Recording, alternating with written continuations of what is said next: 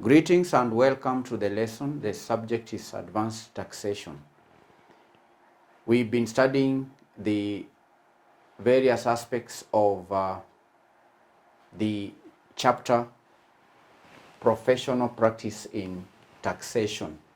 Today we progress to the next subtopic, which is disclosures in tax returns, computations, and correspondence with revenue authority. We'll begin with disclosures in tax returns and computations. Disclosures in tax returns and computation. We begin with these first two aspects: disclosures in tax returns and computations. Now, candidates in professional practice, in professional tax practice, disclosures and computations, these are disclosures in tax returns and computations. These two aspects are very crucial in transparency, accuracy, and compliance. And these two aspects intersect, that is, disclosures in tax returns and computations. In our today's lesson, we're going to explain how the two aspects intersect. All right? The first point, as far as disclosures in tax returns and computation is concerned, is that of accuracy. When in professional practice in taxation, the tax professionals must ensure accurate computations. All right?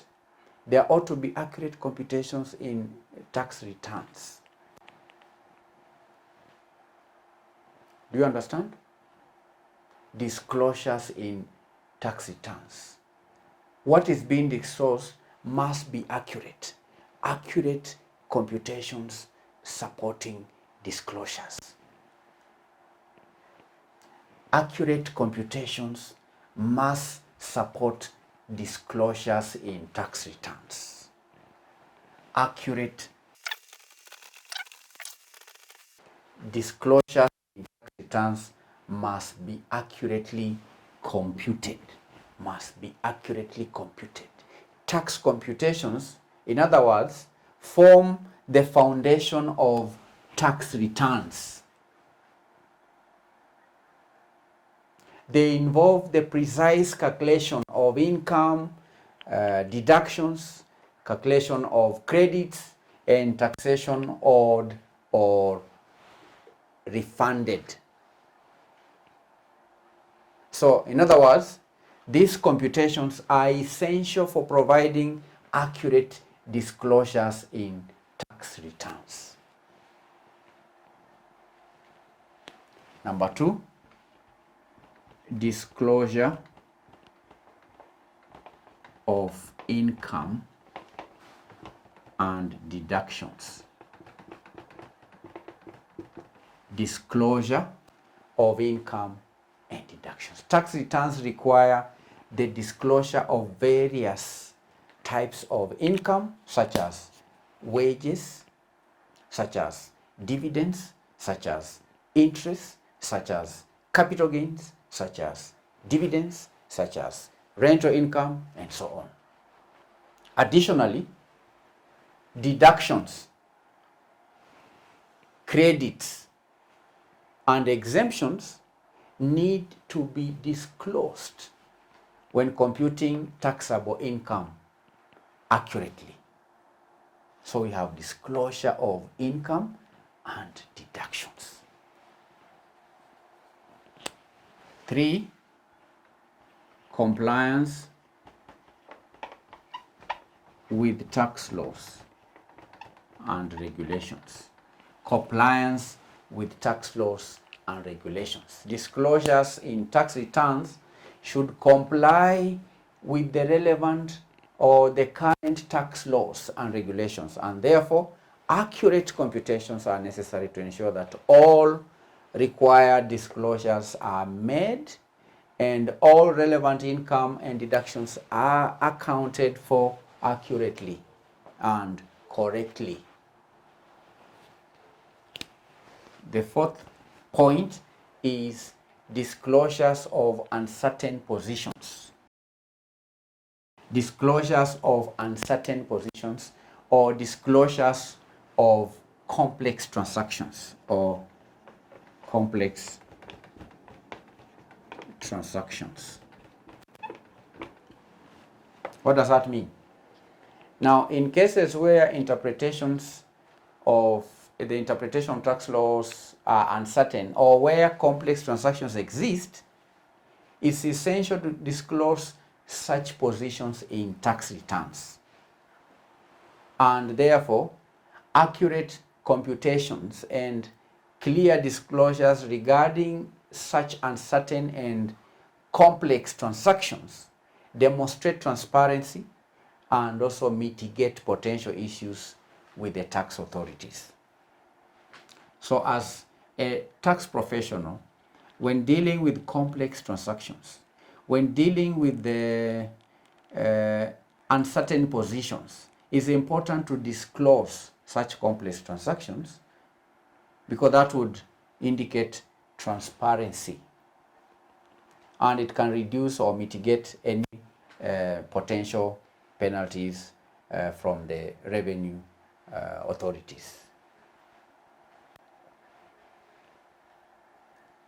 Disclosures of uncertain positions or complex transactions. Number 5, supporting documentation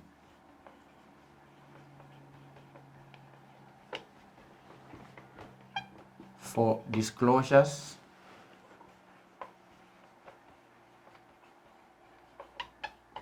and computations. Supporting documentation for disclosures.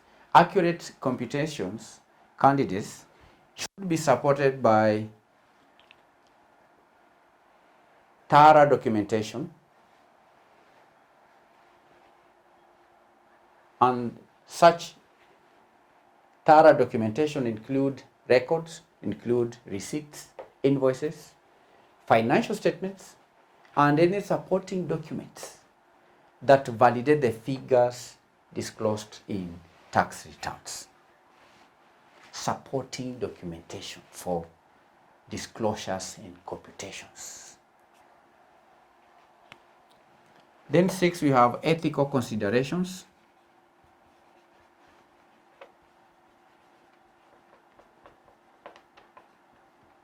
For disclosures and computations. Ethical considerations for disclosures and computations. Ethical practice involves ensuring that all required disclosures are made, and they are not just made, but are made faithfully, they are made truthfully, and they are made accurately.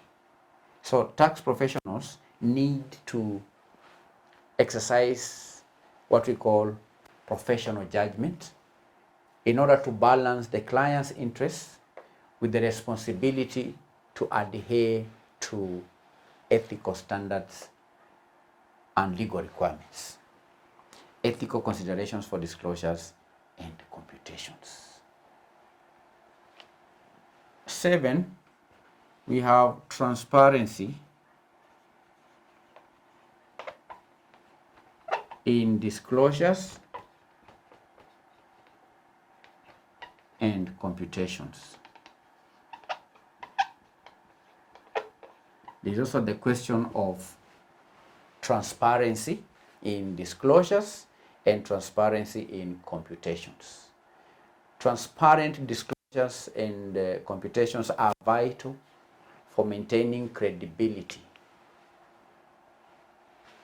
And this is credibility with the tax authorities.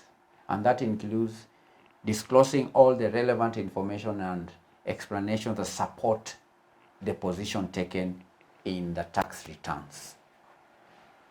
Transparency in disclosures and computations. computations.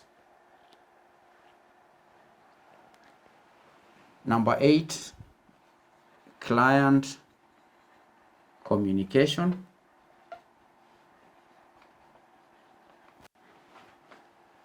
Regarding disclosures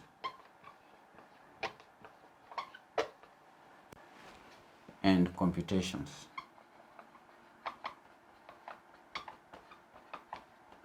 Client communication regarding disclosures and computations. Tax professionals should effectively communicate. They should effectively communicate with their clients regarding the disclosures made and computations performed in the tax returns. And such communication helps ensure that clients understand their tax positions and the rationale behind the tax positions. So these are 5 key points when dealing with disclosures in tax returns and computations.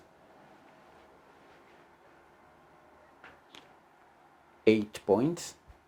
We can have maybe the 9th point, number 9, responsibility for accuracy. Responsibility for accuracy in disclosures and computations. Ultimately, candidates, tax professionals bear the responsibility for the accuracy of disclosures and computations in tax returns. And thorough review processes and adherence to best practices are crucial to minimize errors and omissions. So these are 9 areas. And just to summarize or conclude on this point, the professional practice in taxation necessitates meticulous attention to detail in both computations and disclosures. That is necessary in order to ensure compliance with tax laws, compliance with ethical standards, and accuracy in representing the client's tax position. Do you understand? Let's now move on to correspondence with the Revenue Authority. Correspondence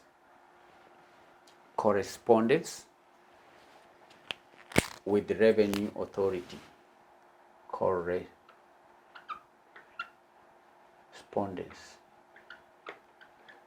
with the Revenue Authority. Now, correspondence with the Revenue Authority is a crucial part of professional practice in taxation. And there are key aspects when it comes to correspondence with the Revenue Authority. So when corresponding or communicating with the Revenue Authority, first and foremost, is important for the tax professional to ensure accuracy and completeness of information. Number 1, accuracy and completeness. Accuracy and completeness. All communication with the Revenue Authority should be accurate and complete, and that includes providing precise information about income, about deductions, about credits, and any other relevant financial data. Adherence to deadlines, number 2.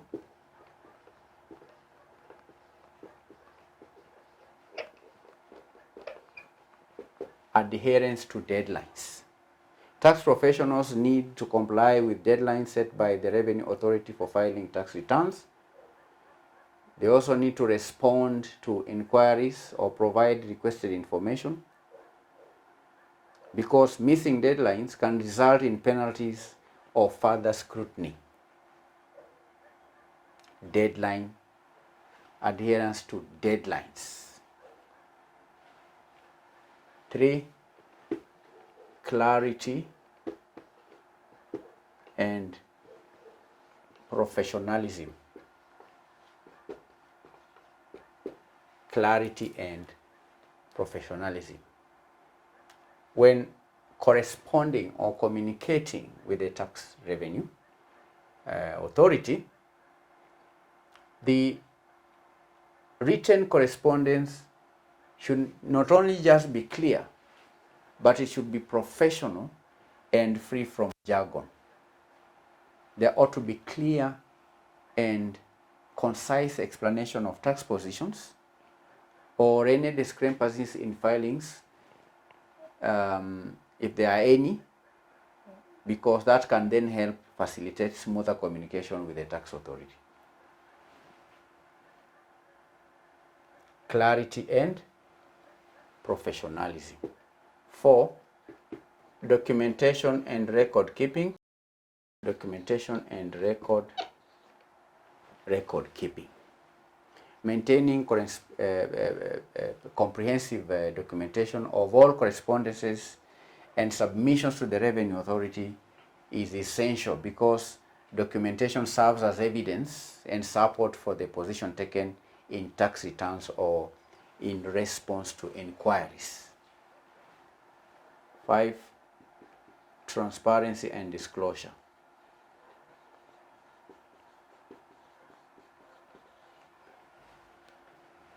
Transparency and disclosure. Transparency is a key aspect when it comes to correspondence with the tax authorities. It is key when corresponding with the tax authority. Why? Because disclosing relevant information, even if it may not be favorable, demonstrates honesty and helps to avoid potential issues with the tax authority. Being transparent.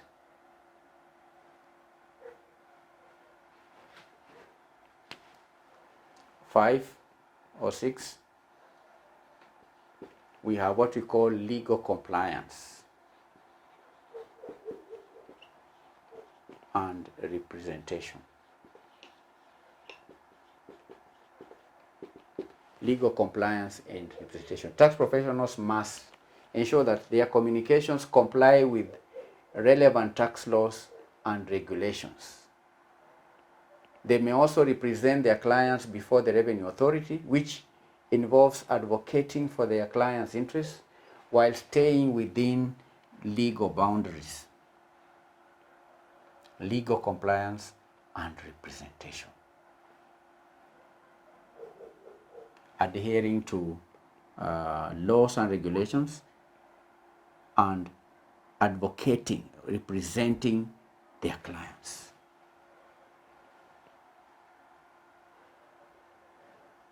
Then in relation to correspondence, there is what we call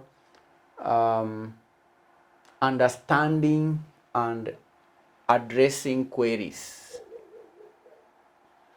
Understanding and addressing queries. Understanding and addressing queries. Revenue authorities may send inquiries or may send requests for clarification on tax returns or on financial matters, and therefore tax professionals need to thoroughly understand such queries and respond appropriately, providing necessary explanations or additional documentation. Conflict resolution, number 8.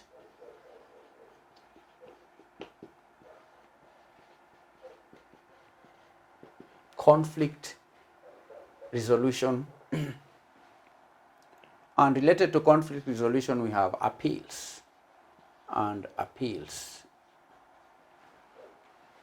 In case of disagreements or disputes with the revenue authority, tax professionals may need to engage in dispute resolution processes or appeals with the tax authority.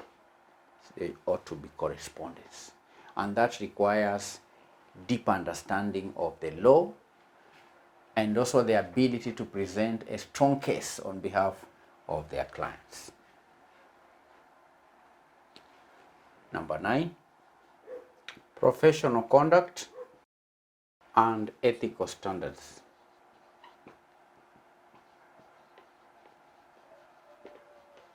Professional conduct and ethical standards. All communication with the revenue authority should adhere to professional standards and ethical conduct.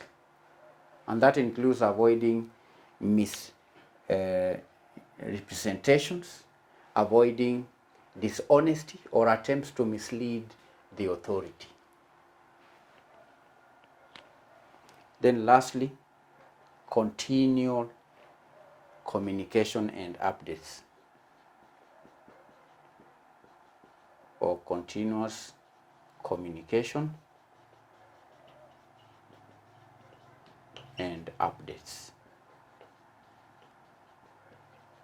Continuous communication and updates. This means keeping clients informed about ongoing correspondence with the revenue authority is also crucial. There should be regular updates on inquiries, regular updates on audits, or any developments in tax matters to help maintain transparency and manage expectations. So these are 10 areas in relation to correspondence with revenue authority. And all in all, candidates, effective communication with the revenue authority is essential for tax professionals to ensure compliance, to resolve issues, to advocate for their clients' interests within the boundaries of the law and within professional ethics. That will mark the end of the lesson, disclosures in tax returns, computations and correspondence with the revenue authority. I'm going to read the revision questions, write the questions down. 1, where or what are the standards and best practices for disclosures in tax returns, computations, and related documents to ensure accuracy and compliance? I repeat, what are the standards and best practices for disclosures in tax returns, computations, and related documents to ensure accuracy and compliance? Number 2, how do tax professionals ensure accurate and compliant communication with tax authorities? What protocols are followed to address inquiries or audits effectively? Number 3, what types of documentation should accompany disclosures in tax filings? How do these documents support the accuracy and legitimacy of the disclosed information? Lastly, how do tax practitioners maintain confidentiality and privacy while disclosing information to tax authorities? What ethical considerations are crucial in these interactions? Thank you for attending the lesson. I hope to meet you in our next session as we continue sharing knowledge in relation to advanced auditing, in relation to advanced taxation. Our topic has been professional practice in taxation. Bye-bye.